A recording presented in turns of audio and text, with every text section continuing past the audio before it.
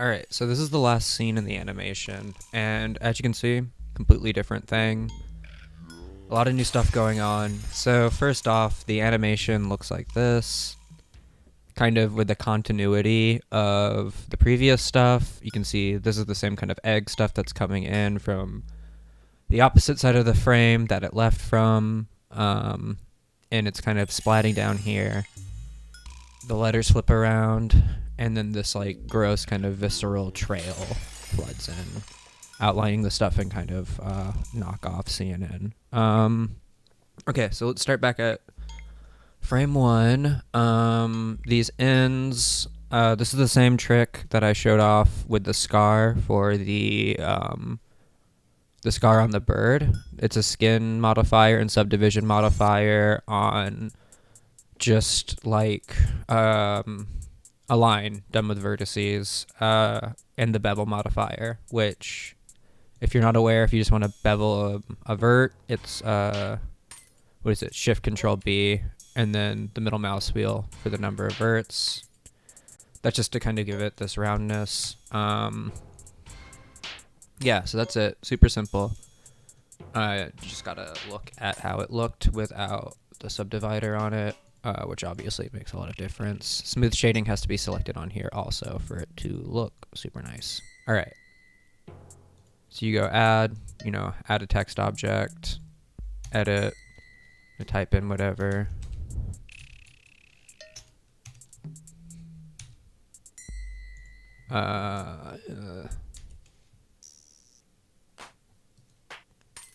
Convert it to mesh, tab into edit, A, P, by loose parts. Now you have 3 separate mesh objects for each letter.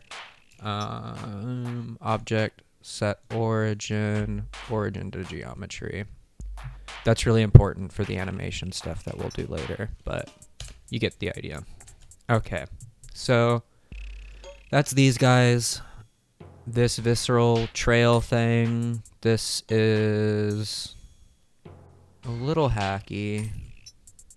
The way we did this is it is similar to the way that the barbed wire and chain link are done if you watched the tutorials I linked for those. And that's just a matter of setting this array up for what I think is just a little tiny cylinder with the displacement like what I showed when I displaced the sign. What you do is you have these the object offset. This is the path that it's following.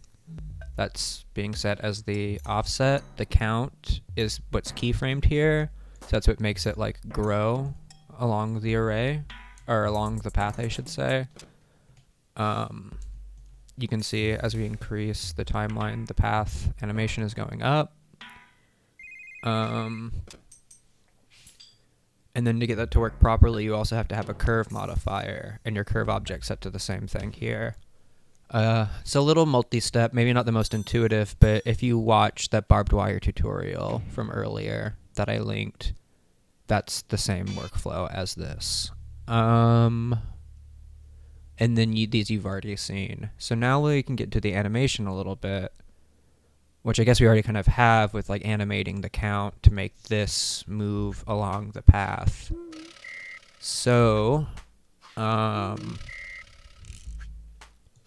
these egg stuff, how this is animated is it's just simply like coming in and landing. It's just like 2 keyframes, but you can see there's like this like bounce to it. Might not be the smoothest thing ever, but it's good enough. And all of these are kind of keyframed too, just to give a little variance. But the real root of it is if you go into the timeline here, if you hit T, you can set these interpolation modes, and there's dynamic effect. And the one I went with was bounce. So that's what kind of gives it this like jittering, like back and forth when it kind of lands and doesn't land and then ends up settling. That's not an effect I think you'll really find much uses for, and I think it's something that there's maybe a more refined way of getting something more effective than what I have here, but it's quick and dirty, and it works well enough for like just like a splat. The only other animation that's happening in here is these letters. You can see they're spinning. It might not look like much right now because it's like backwards and then forwards, but in rendered view, you can see they're not showing up. Their back faces aren't showing up because these are infinitely thin models, just being at a certain time being rotated 180 degrees on their z-axes, or their y-axes, I should say, because this is like a top-down scene. So the way that I got them to not show up is more of a material thing. So while we're at it, let's just jump into there. Okay, so I guess we'll start with the letters.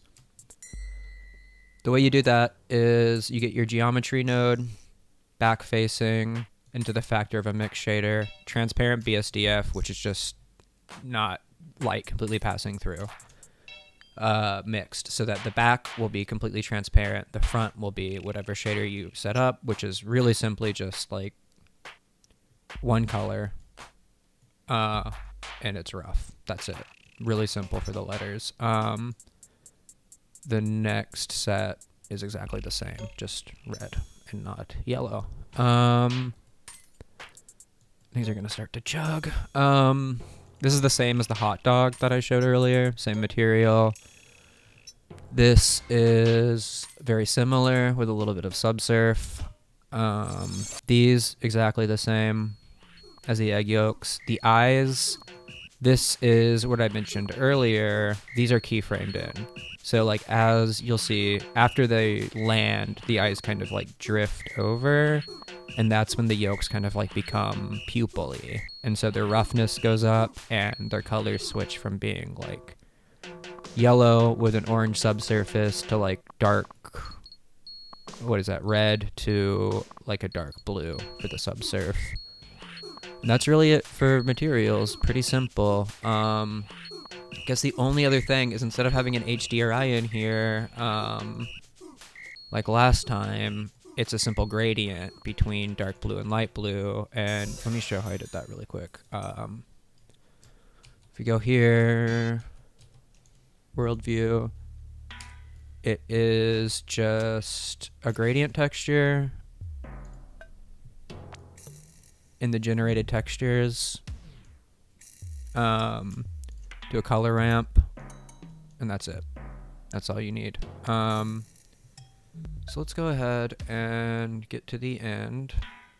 I guess one other thing that's worth mentioning here is that there's certainly a better way to do it. I kind of wanted this to be synced with the audio that was already provided to me by the person who made the music for the end of this animation, that little jingle.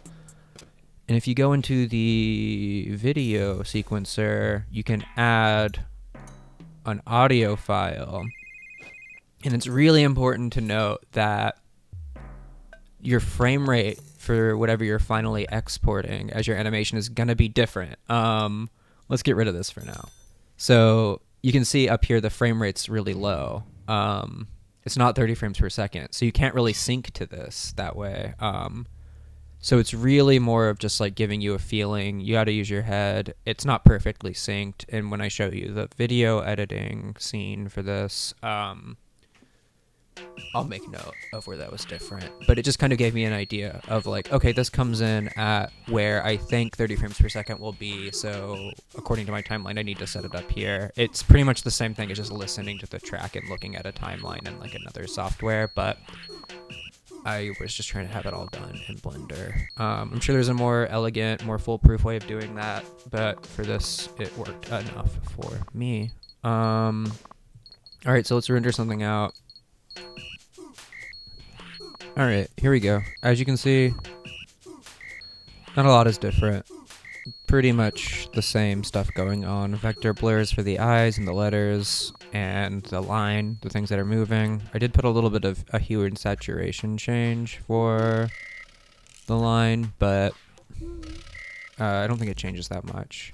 And then all that's just going into the lens distortion node, out to the compositor and viewer like you've seen before. I guess I haven't mentioned at this point that if you need to zoom in or zoom out on the viewer, V zooms out, and then Alt V zooms back in. And if you select this, the viewer node itself, you can translate it. Alright, that's it for Blender stuff. I guess the next video I'm going to go over Premiere and sound effects. So I guess I'll see you there.